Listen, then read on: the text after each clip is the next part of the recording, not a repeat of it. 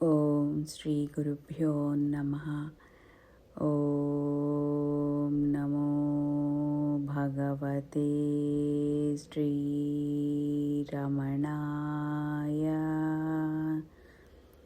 ఓం నమో భగవతే శ్రీ సాయినాథాయ.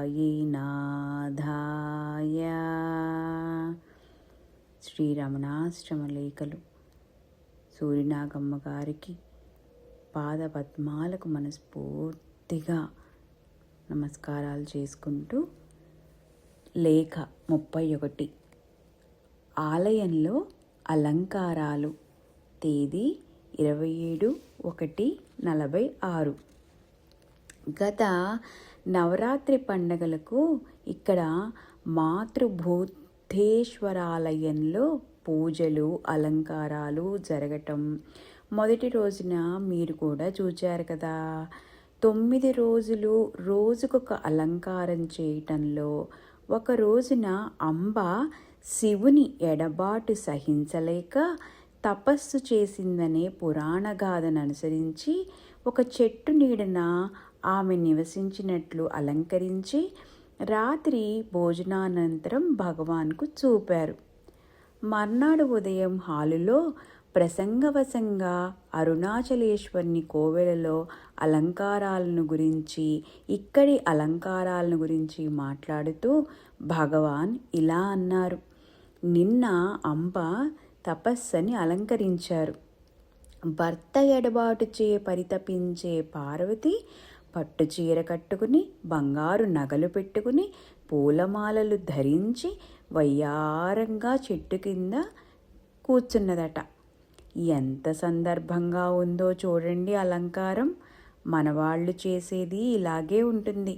తపస్సంటే తపన కదా. పరిహాసార్థం పరమేశ్వరుని కళ్ళు మూసిన పార్వతిని పరమేశ్వరుడు ఆ దోష నివారణార్థం తపమొనర్ప నియోగించుట చేత పతిని విడిచి వచ్చి అనుతప్తయే కృశించి తదేక దీక్షగా శరీరమును మరిచి ఘోర తపమొనర్చే అంబ వేషమట చూడండి ఎలా ఉందో. రవ్వలు కెంపులు పెట్టుకుని పట్టు చీర కట్టుకుని బంగారు పతకాలు పూలమాలలు వేసుకుని మహారాణిలాగా ఉంది అని అన్నారు భగవాన్. అంటే తపస్సు అంటే అన్నిటినీ ఒక్కటే ఆ భగవంతుడిలో లీనం ఒక్కటే అవ్వటం అనేది భగవాన్ అని మనకు అర్థమవుతుంది. నగలు ఇవన్నీ కాదు, ఆ వ్యామోహం కాదు అని చెప్తున్నారు మనందరికీ. ఇంత చక్కగా మనకి కళ్ళకు కట్టినట్టుగా భగవాన్ చెప్పింది మనకు ఆ మాటలే వినపడేటట్లుగా చేసిన సూరినాగమ్మ గారికి మనస్ఫూర్తిగా పాదపద్మాలకు నమస్కరిస్తూ ఓం నమో భగవతే శ్రీరమణాయ.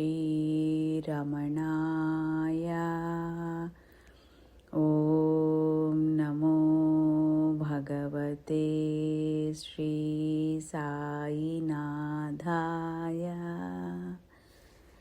ఓం శాంతి శాంతి శాంతి.